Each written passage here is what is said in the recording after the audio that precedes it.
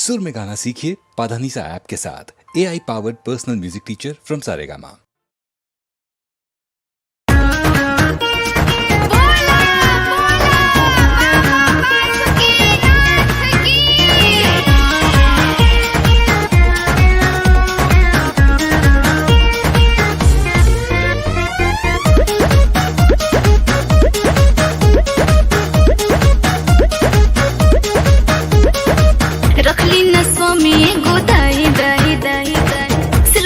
हमसे ना पिसाई साई साई साई रखली न स्वामी गोदाई दाई दाई दाई सिलवट को हमसे ना पिसाई साई साई साई कहिया लेटर बोय अंगूरी पगिनी गिनी कहिया लेटर बोय अंगूरी पगिनी गिनी सुना गौरा हो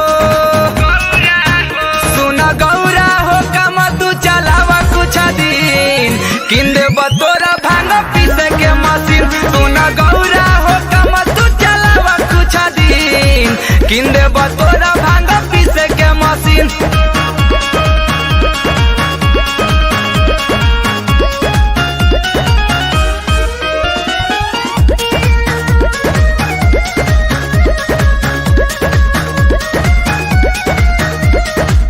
खाली मोली हमर बोथे कलाई रौरना में हरि के गाम बा पियत रहिले दिन भर गांजा बोली ना मुह का कम बा जनी सतावा तू बात हमर माना बिन बानी बेकार हो पिस के देबू न खाए के भंगिया मुंड न बनी हमार हो एकरा बिन लागी करो रखे नींद एकरा बिन लागी करो रखे नींद सुना गौरा हो सुना गौरा हो काम तू चलावा कुछ दिन किंदे बतो के भांग पीसे के मशीन सुना गौरा हो काम तू चलावा कुछ दिन किंदे बतोरा भांग पीसे के मशीन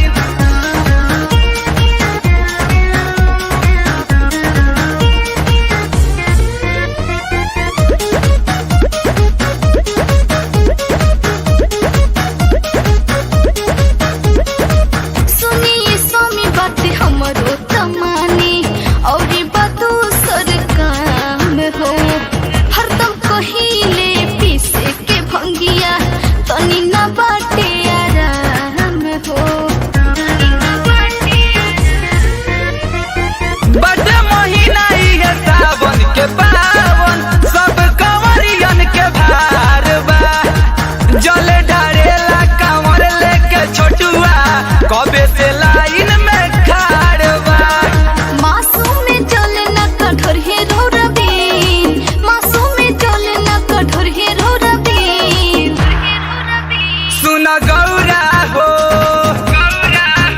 सुना गौरा हो काम तू चलावा कुछ दिन किंदे बतो के भांग पीसे के मशीन सुना गौरा हो काम तू चलावा कुछ दिन किंदे बतो के भांग पीसे के मशीन रखली न स्वामी गोदाई दाई दाई दाई सिलवट को हमसे ना पिसाई साई साई साई कहिया लेटर बोय अंगूरी पगिनी गिनी कहिया लेटर बोय अंगूरी पगिनी गिनी सुना गौरा हो